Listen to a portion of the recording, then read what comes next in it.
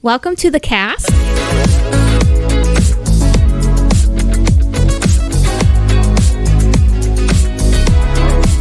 We are so glad that you are here with us today. Whether you are listening in or watching, either one, we are super happy that you are here.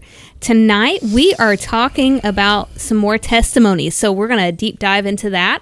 But first off, I want to introduce myself. My name is Emily. My co-host, who is normally here... Gary West, right here. Hi. Sure, yeah. Wrong. Yeah. Wrong. With the... Yeah. If only. If only. Gary's... Yeah. You don't feel like you'll live up to Gary's standards? No, who does? Oh, well, that's true. That's true. Gary is... I mean, that is excellence he's encapsulated into a human. Much more spiritual than all of us. Yes. Yeah. Good job, Gary. And I'll say it Gary. to his face, too. You. Yeah. I think he might be... Is he going on a duck hunt? Is that where he's going? Is that what it is? He didn't He's say traveling, I don't and know. as soon as he said it, I think So he dumped that us makes for a sense to me. duck hunt. Yeah. duck hunt. Headed to Ducks. Nebraska or something. Over quality time. I thought it was with something us. important like family matters or like a court date, but just hunting little pheasants. Maybe he was poaching. Ducks, babe. Ducks. Different than pheasants. Is it? Is a duck different than a pheasant? Yes. In Yeah, this many is like- ways. Okay. Many ways. Agree to disagree. Maybe same size. Yeah. Yeah. Yeah. Well, when he said Evansville, I'm like, oh, he's going to go see his family, and they're in Nebraska. Yeah, they're going on a hunt. Yeah. But, yeah, he left us. So, he's missing out on this super awesome podcast. Yes. But Yeah, thanks. in his place, we have scooted the peanut gallery over to the couch tonight. So we have Shanon and Tia Hiles. They're going to be kind of the guest speakers. And then, as always, we have our lovely engineer over here to the side, Tim Ray. Everybody give it up for Tim. Woo! Yeah. Yay, Timmy. No Christmas shroom tonight. No. Has he been put up for the year? He is. He's in storage again. Yeah. He Yeah. likes darkness most of the year. He's kind of a dark soul like that. Oh, wow. It's a very strange creature, the Christmas shroom. All right. Well. Carry on. I just want everyone to know that I did tell Shannon on the way here that he did need to tone it down and let me talk some because he talks way too much. He seems very... You do seem very excited tonight. Like, did you have sugar or something on your way here? No, he's not had any sugar for a week. Maybe that's what Oh. it is. That's I'm what on it is. day number 8 of a fast. A very annoying fast. How fast are you going? Very... Very slow. Well, fast into insanity, but just, I mean, we're all doing it, right? Yeah. I mean, to some extent, we're all, I'm fasting Doing- something not food, and it's still miserable. So see, it can be, it can be anything. We're going to play a little Family Feud. Don't be cheating. She's already cheating. I wasn't even paying attention to what was on your screen. Okay, so this is just your standard Family Feud questions. I've picked a few out of here that I think Why do are I have to gonna have be my phone? okay. Do I have a Because you're going to get specific points. thing on my phone? that A I'm supposed to have calculator. that? Calculator. Oh, a calculator. Unless you can just do it in your Calculator. head, Oh, I'm really sorry. Well, Oh. yeah. which of you course guys we are going to can. win the points to the positions that you get right. I thought... I had my Google ready to go. Okay. All right. And Timmy, so you got to do it too. Timmy's got to do it too. We're going to start with Emily. She's the youngest. And then we'll go around this way. So, Timmy, you're going to be last on this first round. And then as it kind of goes, we'll change it up. So, question number one. Name an animal that's easy to act out in charades. Emily, you're up number one. And Number this one answer. has to do with my calculator? Yeah. I was getting ready to Well, calculate. if you get the number one pick here, you'll get because so many people Keep track of your said points. number one, and it's yeah, some of the yeah. numbers are very high. Yeah. So it's Gotcha. like Okay. Okay. I'm going to go with elephant. elephant is number 5. 4 people said it. You get 4 points, and there's only 5 on this, so that was dead last. So Wow, it was thanks. Okay. not great. Wow. Tia, name an animal that's easy to act out in charades. Oh. 5 seconds. A giraffe. Giraffe is not on here. Well, Me, 'cause that's- Timmy, an animal that is easy to act out in charades. horse. Horse is not on here. Timmy, we suck. So you told me I was bad, but here I got Okay. the point. Emily just shot to the leader. Yep. Okay, Emily, back to you. Charade animal. Another one? Yes. Oh, Because there's still wait. I'm going to go with a He chicken. wants to exhaust the list. 4. chicken? There's 4 more left.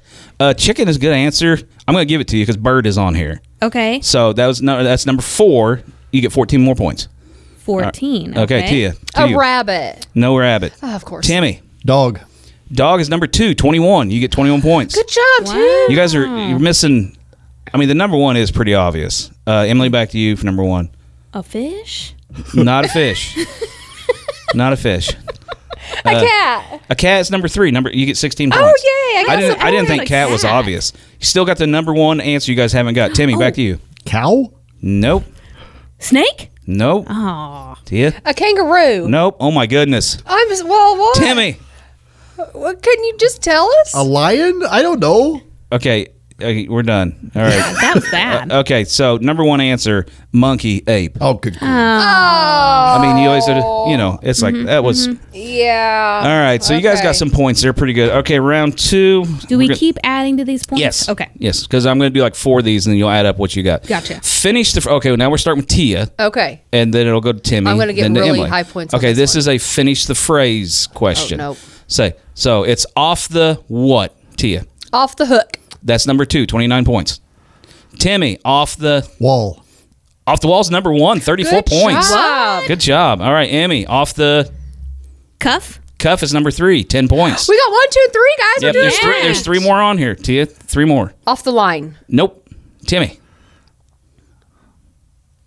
I can't think of any off this. Off the ground. Oh, no, it's not on here. But that was a good one. M. Off the wall? Timmy already said that was number 1 answer. He already said Oh, it. sorry. But you could have some of his points if you want. No. No. Okay, I have Timmy says another no. answer. Okay, Tia, off the what? Off the.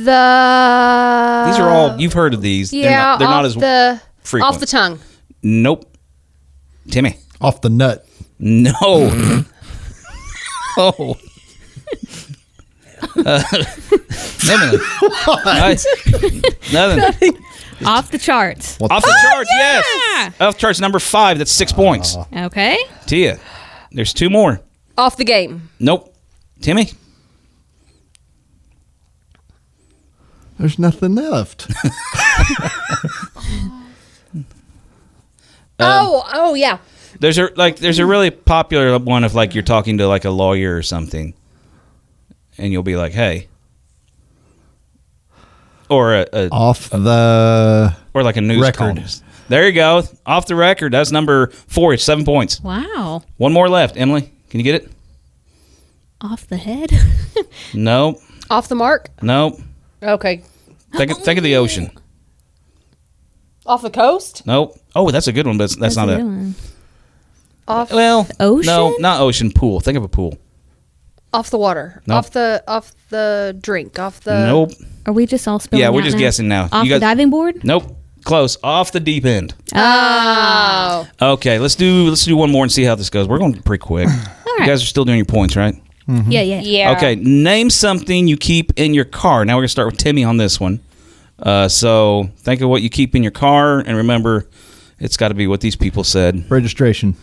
That is not on here, but that's Well, a good answer. Yeah. Everybody that Yeah. didn't say. Emily, Umbrella?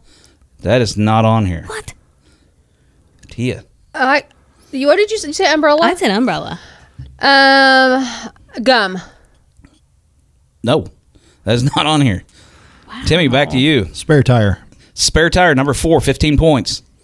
There are 6. 1, 2, 3, 4, 5, 6. Wow. There's 6 on here. So yes, spare tire is number 4. Ice scraper? That should be on here. It is not. Dang it. Yeah.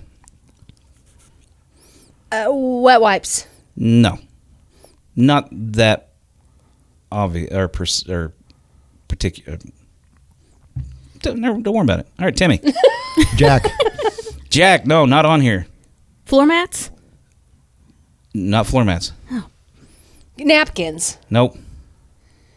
These people are unclean. Timmy, what do you think?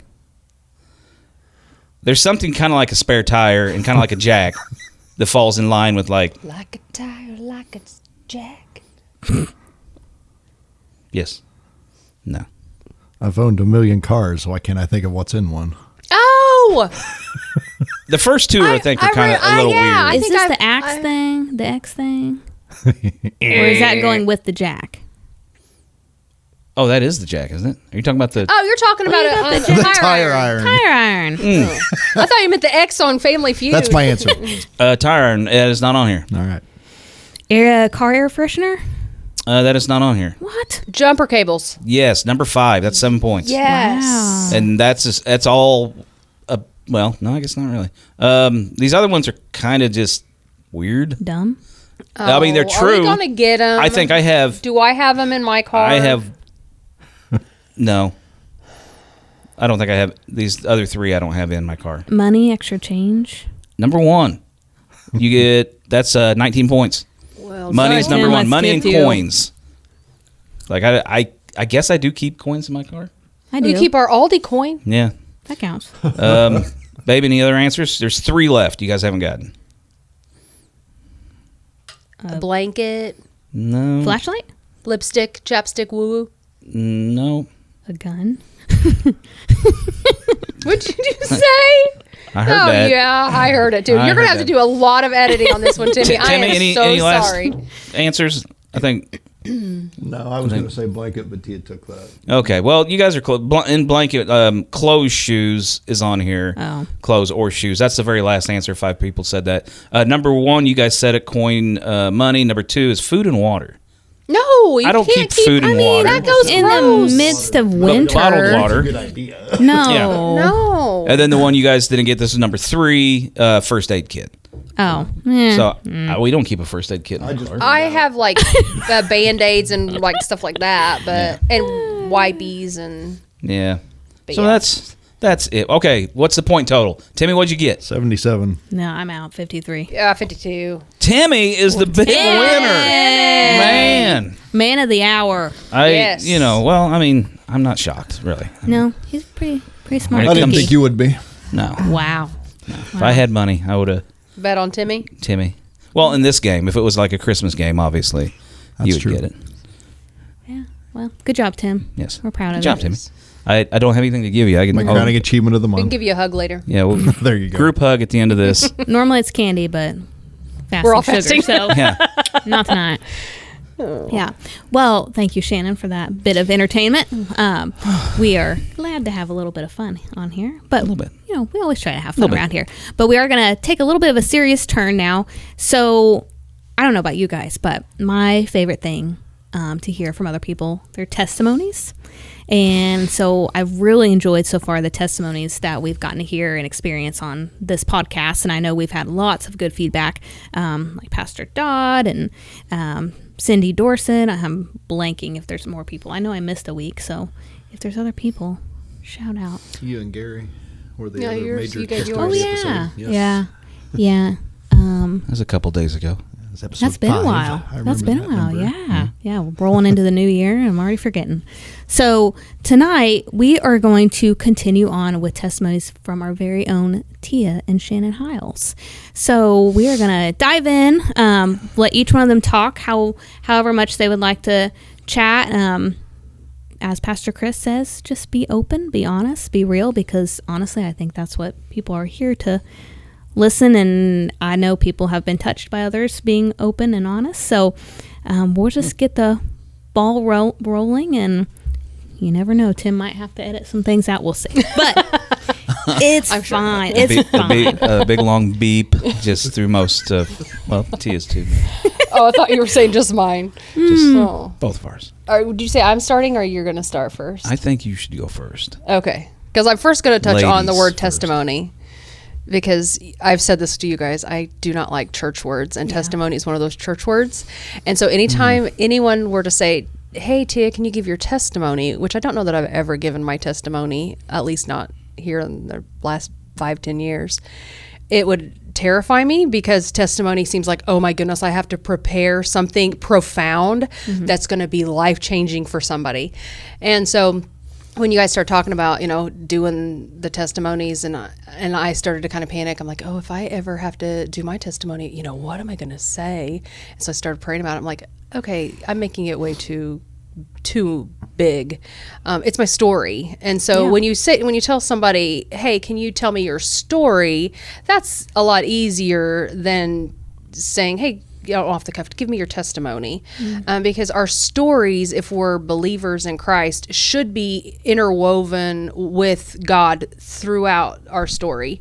And so when I started looking at it that way, I'm like, oh, I can tell my story and how God has, worked through my story and in my life and all of that. That's easy to do. But like a testimony just seems like a sermon. It almost feels like, Sure. hey, can you give me a sermon? And so, so I'm just going to tell my story. So I was raised in a Christian home, and very grateful for that. We went to a few churches when I was growing up, Baptist church, Christian church, and this was back in the 80s. And so there was some really fun beliefs back then. Like you had to wear, well, you're going to touch on this a little bit, but like you had to wear a dress into the church. If you're a woman, you had to wear, and I wasn't allowed to wear pants, and I couldn't wear shorts to school. And so there was a lot of like that. And I think that sounds simple, but there was kind of some of that I had to work through later on in life. Like, okay, what is truly important? Mm-hmm. And then we started coming here when I was 14. And one of the funny things when I started coming here, I'm going to talk about a boyfriend. Is that okay? Yes. Okay. So I was dating this guy, and he was on the wrestling team, and he was talking about, we've got a girl on the wrestling team. And I was like, okay, do I need to be worried about this girl? And he's like, no, you don't need to be worried about this girl. And I was like, okay. So I'm picturing like this manly girl. Mm-hmm. And we come here to church, and we were here for maybe a couple of weeks, and then I get introduced to the pastor's daughter, sure. Jessica, and they're talking about her, and they're like, and she's on the wrestling team. And I was like, what? You're on the wrestling team? Like, are there a couple girls on the wrestling team? She's like, no, it's just me. And so then I'm like, oh, great, because you're absolutely beautiful, and I was told that I shouldn't worry about you at all. And so, like that, my first recollection of coming to church here is like that. Like anytime I think about back to coming to church, and Jessica and I are great friends, and she's wonderful. And obviously, I didn't end up with that guy because I ended up with you, babe. I was wondering. Shining star. But so we started coming in. That was 1994. And like I said, we had been raised in Baptist, Christian, and there was some raising of hands and all of that, but not like the speaking in tongues and all, but the first Sunday that we were here, I was 14 and Aaron was 12. It was just a powerful service. And I remember thinking, something's different here. Like, this is not just the church that I was raised in, where you came in and you had the sermon and you sang your couple hymnals and, you had some worship. No, this like I could feel the presence of God. I could feel the Holy Spirit. Mm-hmm. And I was, 14. And so when we got in the car, we all were, talking, and we all were kind of in that, what I remember, being a long time ago, it was kind of like a quiet moment, and all of us just immediately were like, yeah, this is where we're supposed to be, because we were trying to find a church. Yeah. And all four of us were like, I want to come back. Like, we could not wait to come back to church and feel his presence and be with people who, are like-minded. So we kind of had to learn about speaking in tongues and all of that, because that was not new to us, because my mom and dad had kind of had been, I think, praying about it, and it wasn't totally foreign to us. But we still kind of had to learn, what is the difference between your holy language and tongues of interpretation that was out and all of that. That was 1994, and then I've been here ever since, working in different capacities. As a high school kid, worked with the kids and did drama ministry and did some plays and stuff. Mm-hmm. And then Shanon and I met. Do you want me to stop there with my early testimony before we get into us meeting and all that? Are we talking about that? What? About us meeting? Oh, I didn't know we were doing No, I mean like us meeting and then... Like the honeymoon? And I don't want to know Where you went? Didn't you go to like Chipmunk Cabin or Chipmunk something? Haven. You've been there. You were there. Oh, I was there. Okay. Well, no, you weren't there. I mean, just saying, everybody, Chipmunk Haven in Tennessee, it's a pretty nice place. I'm still confused. All right, go ahead. Do you want to start? No, you're doing great. Oh, okay. Well, then But you've Shannon, only covered 1 year, and you got like 20-some more years to go. 1 year. Have you been listening? Yeah. Are you still in 94? No. I started in 94, and then I did other things, and then Shannon and I met when I was 19. So through that process, learning about the Holy Spirit. And Sure. What were you going to say, Tim? You covered 5 years. In that case. I covered 5 years, 14 to 90, to 1999, and we met in 99, and through that 5 years was me learning who truly God was and the Holy Spirit and all of that. So As how a teen. did you guys meet? If you don't mind me asking. We met through his cousin Amanda. So Amanda and I, we worked together at Subway, and okay. she was trying to set me up with anybody. She's my best friend, and she wanted me to marry somebody in her family. It didn't matter who. She just wanted me to be in her family. And so Shannon was not on her list. Everybody but him. At all. It was a few other people were on her list. None taken. And she just felt like Shannon and I would not hit it off. Okay. But her husband was like, I really think you guys should date. And she was just very much against it. And so he came over to their house, and actually what happened, Amanda had been coming to church with me on Wednesday nights to kind of learn about the Holy Spirit. Mm-hmm. She kind of had some questions because she was raised in holiness like Shannon was. Mm-hmm. And we were getting ready to go to church, and she was like, hey, Matt invited Shannon over, so he'll be here after church. And so when I came back, there he was, and I was like, okay, just kind of a hi and hello, and we both kind of knew they were trying to set us up. Okay. I think we played cards maybe or something. But yeah, that's how we met. Oh wait, is this Matt and Amanda Childers? Matt and Amanda Lamer. Oh, okay. Cross that out, please. Thank you. Go ahead. Okay. I just. But felt yes, strong. so Okay. that's how we met. Do you want to talk about your upbringing? Because your upbringing was very different than mine. Well, not very different. Not really.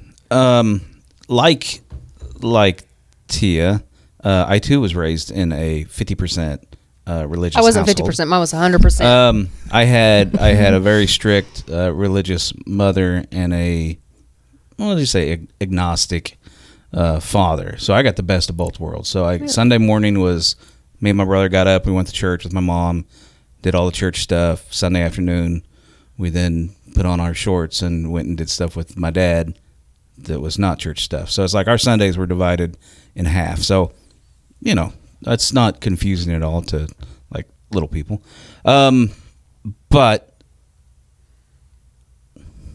he has notes. I have some notes. He's and prepared. This He is was really being confusing. very serious. So, my upbringing was, we'll leave religions out of it, even though Tia's already said it. Pretty strict, so much so that like me and a lot of my cousins and friends that I grew up with, it's like we all did the exact same thing. As soon as we got old enough, we just split. Because it wasn't that we were against God or like, oh, well, we don't believe. It's like I think we all pretty much believed. We just knew that we could not live that way. We could not do the works that were required by a lot of people to, be loved by God. So, Well, you were you raised in, holiness background. Where Again, you had to dress not- a certain way. I'm leaving religions out of it. Oh, okay. I don't want to offend anybody or Well, make you got to anybody mad. explain But, like what you're talking about. There were a lot of things you had to do. It was just No TV. Had to dress a certain way. just picture Amish, and then kind of come back maybe about a foot from Amish, and that's about kind of how I was raised. So it's like, which is not too bad for the guys. I mean, the guys are pretty good. The women have it tough. They have a lot more rules than the guys. I mean, we all kind of know what we're talking about here. So that was just kind of like, a world that I didn't think I was going to get into at that time. So just from 18 to 23, I don't think I stepped foot inside a church, but maybe for Christmas and Easter, until I met her. And then she brought me here, which was eye-opening, to say the least, because my church, you didn't clap. You had to be at least 75 years old to say amen out loud. You didn't even clap for when like they had recitals and stuff. Like they would have somebody go up and like little kids would go up and they would like play the violin and like me, I'm up there, I'm like, and you're like, shh, stop. Just because I would take her to our church, and it's like, just picture a whole room of people on Valium. It's like, just don't move, don't make eye contact with people. Just sit here. You'll be fine. But also, fun fact: did you know that the Pope, when you become the Pope, you cannot be an organ donor? Why, Rand? And it's Random Thoughts with Shanon time. And if you think about it, it's like that would be. But no, I'll get back to where it's going. But that would be pretty cool, right? I mean, if you were, there's a reason why. I mean, what if you were to go in and be like, I need a new kidney, and I got the Pope's kidney? Yeah. It's like, then you're going to be forever known as. Why did that come flying through your head? I have some fun facts I was wanting to share tonight. That one just came out right now. Oh, okay. Okay. Back to stumbling blocks. Once I came to this church and saw how unorthodox or just different from what I was used to. I knew Pentecostal churches growing up. I had friends that went to Pentecostal churches. Never really went to theirs. I just knew about all the snake handling and stuff like that. So it's like I was aware that went on. That does not go on here. That doesn't go on here. I've not Side seen note, we do not have any snake handlers snakes here. No. in this building, I don't think. Not real snakes. But no, when I came here, it's like then my eyes were open to just a different way of like, which I didn't think this was right either. I was like, these people are so lost. This is not how you serve God. You can't walk, any type. Which I didn't know anything about relationships, personal relationships with God or Christ. So it was all about like, where are the works? Where's the women's dresses? Mm-hmm. Where's that at? How come some women have short hair? How come some guys have mustaches? I mean, they shouldn't be having those. These are all the stupid questions that, like, as a 23-year-old, I was asking. And that's fine. We all work through things as we get older. But that was real to you. Like, yes. I wouldn't call it stupid. Like, that's just what you were processing at the time. I don't know. And he processed it for 7 years. To some extent, yes. Well, then you start you really start breaking it down, which I already had problems with. One of my biggest, I have this written down. One of my biggest stumbling blocks is growing up, faith was like, I knew people and talked with people and lived with people that faith was like, they had an unreal amount of faith. Now, I'll go to like the extreme version of, and I don't know if I knew you at this time, playing basketball with a group of guys, and this one guy that was there, he had his son with him, and basically the little boy got his arm broke in the shape of an L, like it got snapped. Someone stepped on it. Yeah, somebody stepped on his arm while his arm was resting on something. So you heard the bone just break. Yeah. You saw the kid cry, and the dad went over, dropped his knees, and immediately started praying for healing for his son. Mm-hmm. Amongst the chaos that was going on, there was people running around. There was like, oh my goodness. I mean, the bone wasn't out of the arm, but it was definitely like in this L shape. Somebody else ran over there and like picked up a son and was like, come on, we got to get to the hospital. But, that dude was showing, I mean, that was the first thing he thought of with his son, like being in this situation was, we have to pray. Mm-hmm. Like, that wasn't the first thing I thought of. It was like, get him to the car and let's get to the hospital. We can pray later. I think most of the people probably in that room were like that too. But there's a faith level that I've always struggled with. Do you guys know? Is this a random crazy? Charles Templeton? No. Okay. No. So, if you ever Google him, him and Billy Graham come up together like in the 40s and 50s, and they went traveling all over. They were called the Diamond Dust Twins or Gold Dust Twins. They were called something. Look it up because they were together. And this Templeton guy was actually, of the two, he was known as the better speaker. He was more fluent with people. He was like off away from, like, he was more approachable. Like when the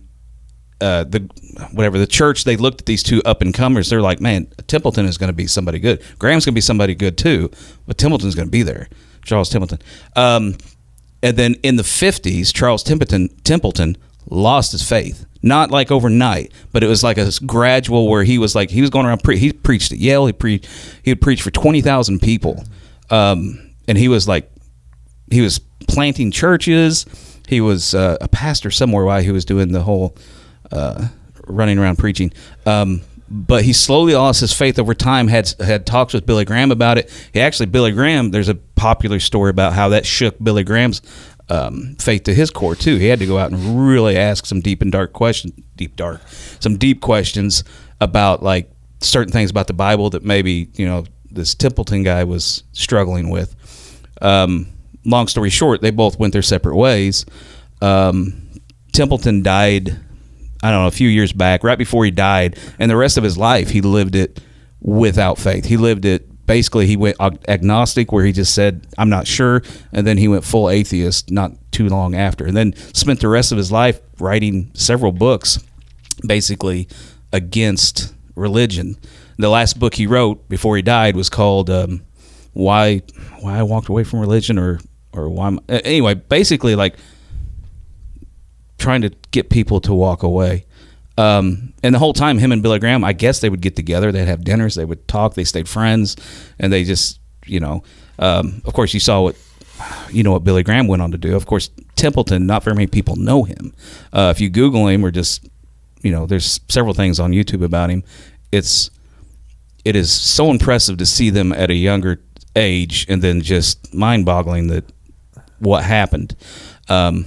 I say all that because I've struggled with faith, and coming here, and even after getting saved, even after getting baptized here, I still struggled with faith, and taught a Wednesday night class on I think it was something that Steve Terry gave me. But anyway, in that subject, we like got to one of the lessons was about people that struggle with faith, and that I was even scared to kind of bring it up. I was like, man, I'm going to bring this into a group of people, a small group of people, 15, 20 people, and be like, hey, some people struggle with faith. Come to find out, a lot of people struggle with faith. It's like my electric bill is for $300 this month. What am I going to do?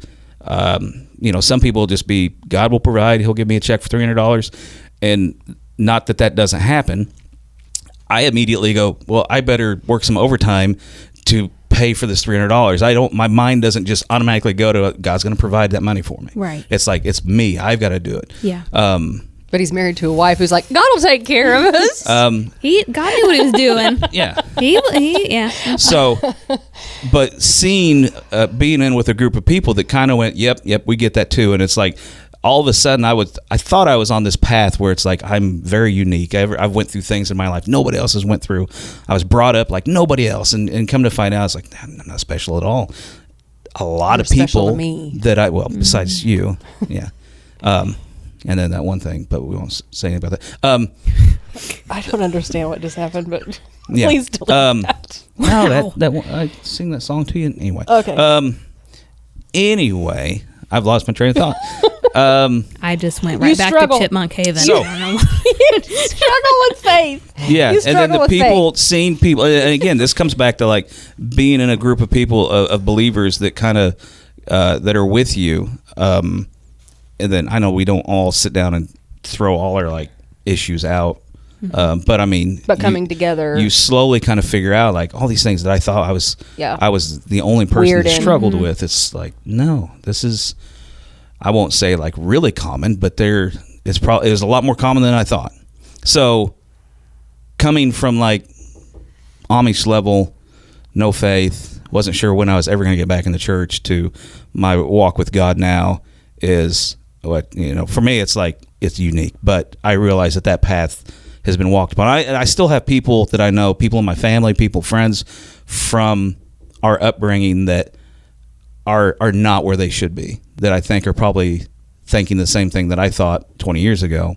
It's like they're just waiting for them to kind of figure it out, and they will come back to God. But there's some good books out there. Somebody bought me the religious abuse book by what's his name? He struggled. I mean, for 7 years, struggled with what he kind of went through, like the having to jump through hoops. Like he feels like he has to prove to somebody that he's good enough for God. Sure. And so he struggled with that for a very, very long time. I prayed for him for a long time. There's somebody in this church that we all know, and it's like her husband was brought up similar to it, and she tells me all the time, she's like, yep, he struggles with that. And to this day, I don't think he really is going to a church, but pretty common. So that's my story. And then, of course, Tia bringing me here. We've been plugged into this church since 2007. Yeah. So we got married in 2000, and then in 2007 I said, okay. He finally committed his life to the Lord and said, okay, we're going to do this. And we have done some weird stuff here. we were with the babies for a while. I was like watching back when men could be in there. I said, we're going to get plugged in. So we've got to get plugged in. If you're going to do this, we've got to do this right. We've got to get plugged in. We've got to, be a part of the church. And so we went from pew sitters and me just kind of praying. I mean, I worked periodically in kids service or whatever, but with him pretty much just coming on Sundays and leaving right after service. And then 2007, Stevie and Heather needed some help back in the youth. But first we did a nursery stint for like maybe a couple months. And he was like, this is not for me. I'm like, okay, I'm going to drive him back out of the church. It was crazy that I was holding.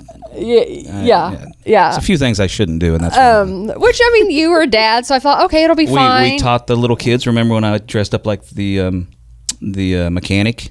I would wear my work shirt that looked like a mechanic shirt. Yes. And you would teach, and I would be the guy I would just mostly yell at kids. He helped. Yeah, he helped with that. Was that before you? That was a whole summer. I don't. Yeah. remember. Oh, I think that was VBS. Maybe that may have been VBS that you helped. Anyway, it's that's my walk and how I got here. Well, with us, we still haven't went through our whole that's true together.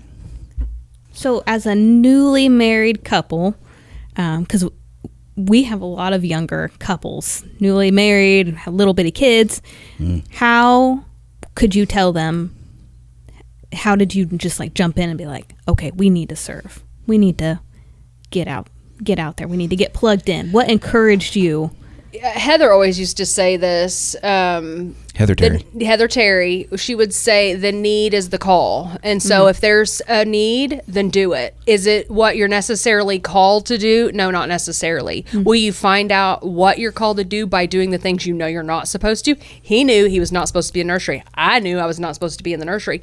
But it also we were able to meet people and kind of not network. I'm sure there's a better word, but that's kind of what it is when you go from pew sitting to wanting to get into the church and be a part of the church, you kind of have to meet the people that are in the church. And so we kind of took a spot in the nursery because there's always a spot in the nursery. And then they were like, well, if you're willing to work, we do, you don't want to do that.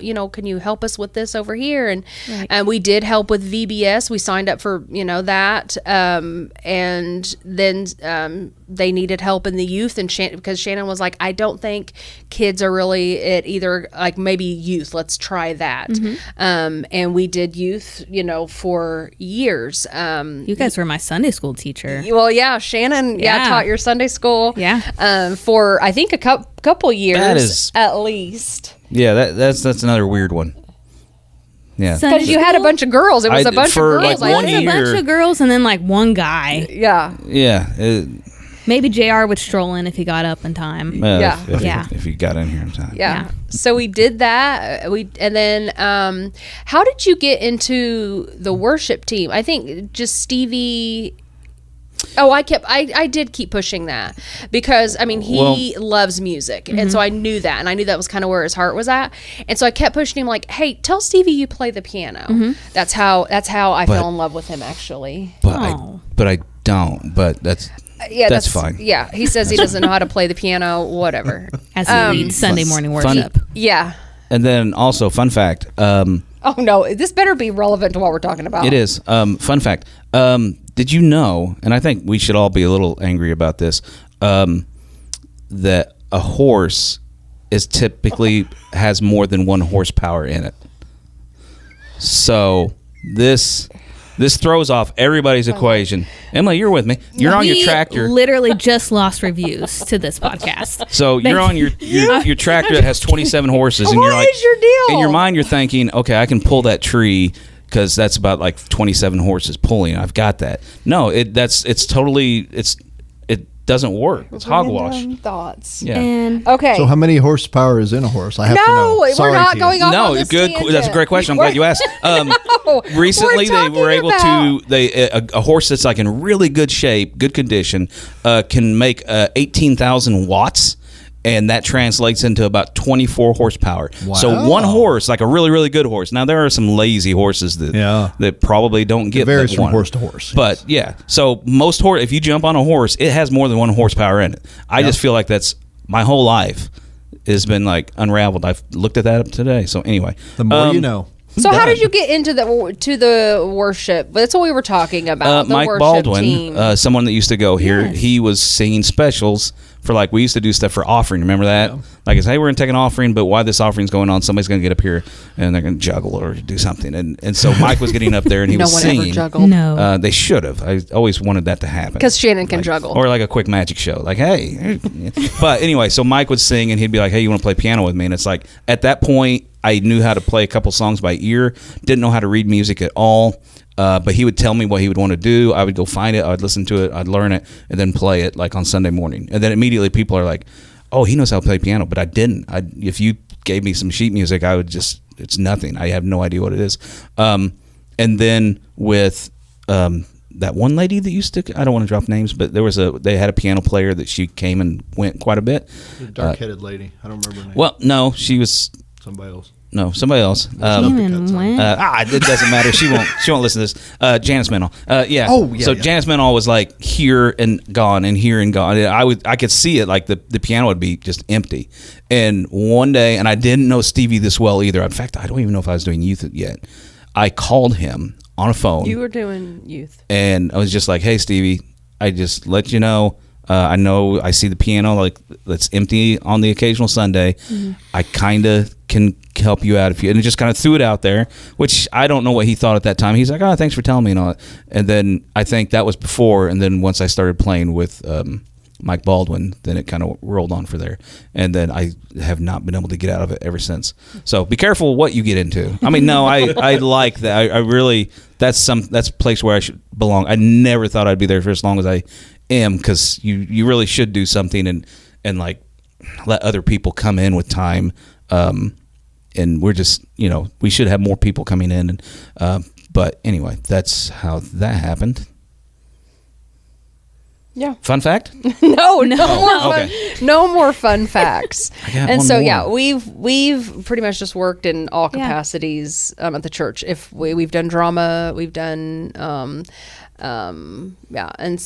enjoyed it, and we just kind of fill in wherever we're needed. And You guys do have a servant's heart, both of you, very much so. Because I was thinking about the today, and I'm like, they have served in a lot of different roles, a lot. And you have been like right-hand man of Steve and Heather, and I mean, really anybody that's needed help. we're a guys are great there. second. Nah. That is our ministry, is to, Okay. if I really feel like that. I feel like, hey, we can come along and see your vision and we can help you with that. Okay. I mean, there's some things like, the complete drama team, we enjoy that, and we can kind of go off with that. But I think we are a good, like that. I feel like we can be there for you. We'll commit, and we'll help you, and we'll get you wherever you need to go.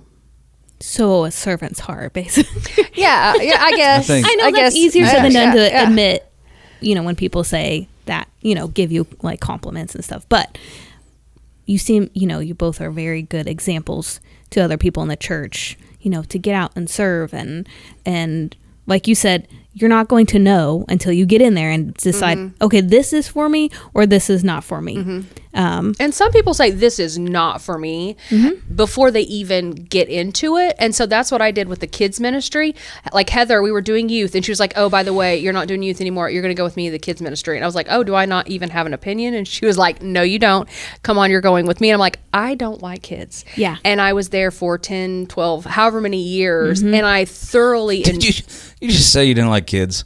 She I did. don't. I mean, no. I get it, though. No, I mean, like, I am not, like, I mean, I do. I don't like kids. I do like I do like kids. I like kids. You like kids. But that's not where your heart is. That's for not ministry. really. Yeah, I don't feel like that was really like that's not my ministry.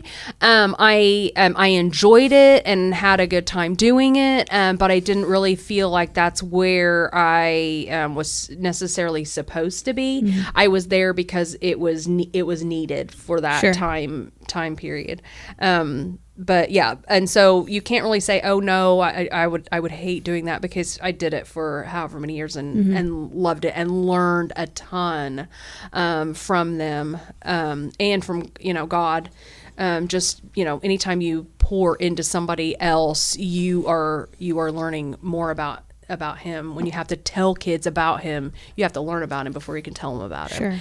And so yeah, that was a really great time which I was kicking, screaming, did not want to go and do that, but Heather didn't really give me a choice. So, yeah. So my next question, and you can be as thorough or you can be as, whatever, vague for each one of you. You can answer together, whatever you want to do. Where or when did you feel like the Lord became real to you? Was it like by yourself? Was it in serving others? Was it together, like being together? Where did you figure out like my relationship with the Lord is real? I don't know if it's like a breakthrough, or I know Pastor Chris has said, some people hit like rock bottom or whatever, and not everybody hits rock bottom. Somebody just, may find it like a church camp, be like, oh my gosh, the Lord is real, and I'm real and I'm serving him. I'm going to spend my life serving him. Do you guys have a moment like that, or do you have a moment thought? to share? I mean, because I can talk about. Probably a really, really the earliest impact I had, and this actually came from your dad of all things. Don't tell him that I'm giving him credit for this, but I remember looking at him. This was early on, before I was even a Christian, and I still thought this church was crazy and everybody in it was crazy. He and I were talking, and I just looked at him and I was like, man, I said, you guys, this church, you make being a Christian look easy. And he looked at me and he goes, it is easy. And then he said a couple more things that at that moment just kind of flipped a switch. I mean, no, I did not get saved at that moment, but I left this church, forever, probably just having him kind of like look at me and just go, it's as easy as what you see right here. Because in my mind it was like, nope, everybody's wrong. So early on, I don't know how old I was, but it was well before I gave my heart to the Lord. But I remember that being a big turning point. And yeah, thanks to your dad. That's awesome. I mean,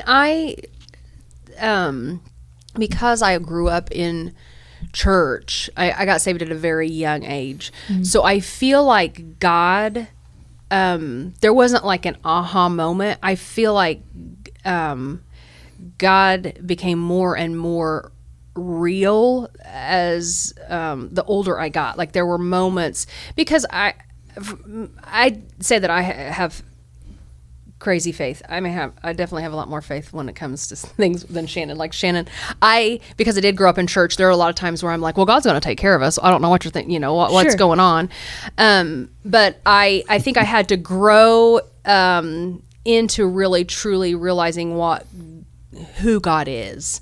And I'm still learning who God is and his realness, because there's times where I do question, like, okay, are we just all playing this game just to get through life? Like, and then I'm like, Tia, what in the world? Like, beyond a shadow of a doubt that there is a God because he's been so real in your life. So I think that for me, there's never been an aha. There's moments, and it's usually just on a mundane day when life is just going normal that I realize how amazing and how real he truly is in my life. Just those simple little things that he shows up, and it's like, oh yeah, you are so real. You are so good, so faithful.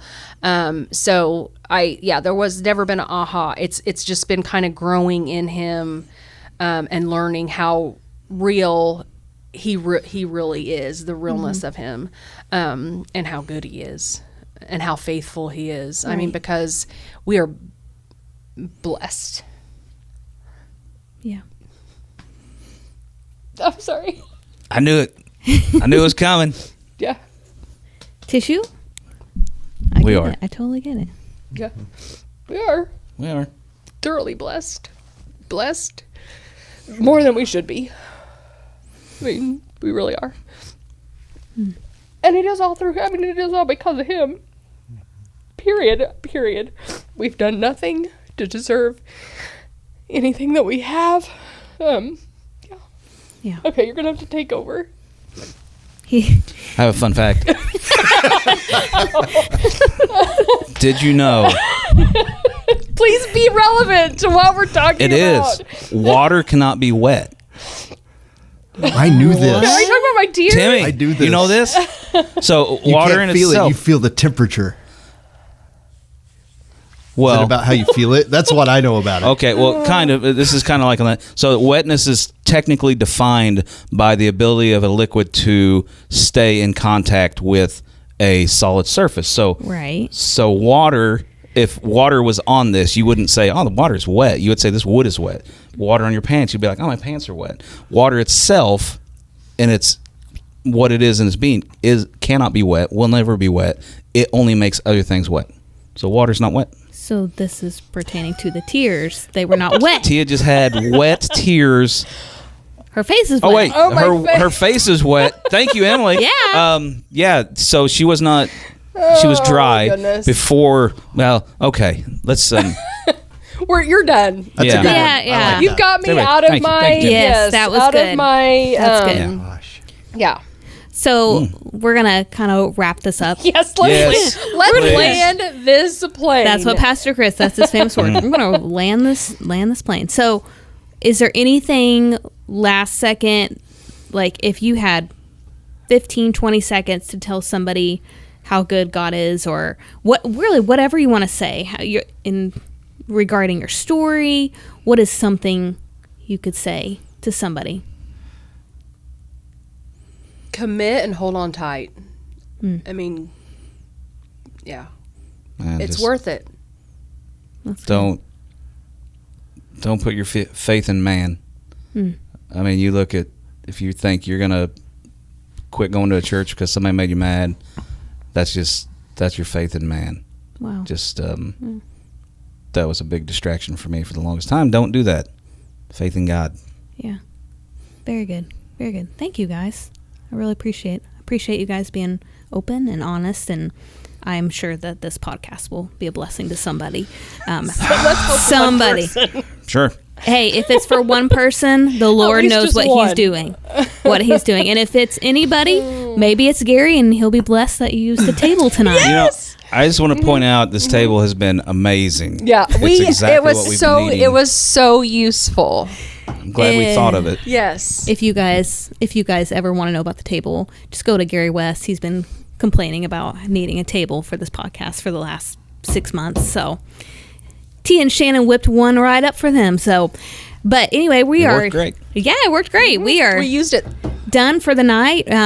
So we will catch you next time on the podcast. Thank you for joining us, and we look forward to the next episode and for you joining us. I think I just repeated myself, so goodbye. This has been The Cast, a production of Bedford First Assembly of God in Bedford, Indiana. Your hosts were Emily Taylor and Gary West, produced by Shanon Hiles and Tia Hiles, and engineered by Tim Ray. Be sure to watch for new episodes of The Cast every Monday.